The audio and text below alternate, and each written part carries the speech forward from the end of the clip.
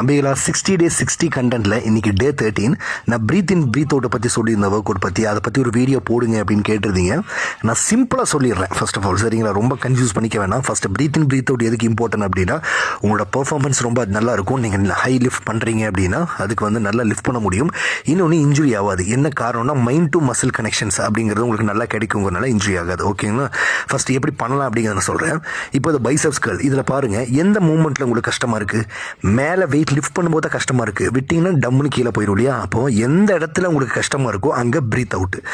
இதுவே பாருங்கள் D cable row, இதில் நீங்கள் இழுக்கும் போது தான் உங்களுக்கு டஃப்பாக இருக்கும். ஸோ அந்த இடத்துல பிரீத் அவுட். இந்த லெக் எக்ஸ்டென்ஷனில் லெக்கை மேலே தூக்கும் போது தான் கஷ்டமாக இருக்குது, கீழே ஈஸியாக போயிடும். அப்போ மேலே போகும்போது பிரீத் அவுட்.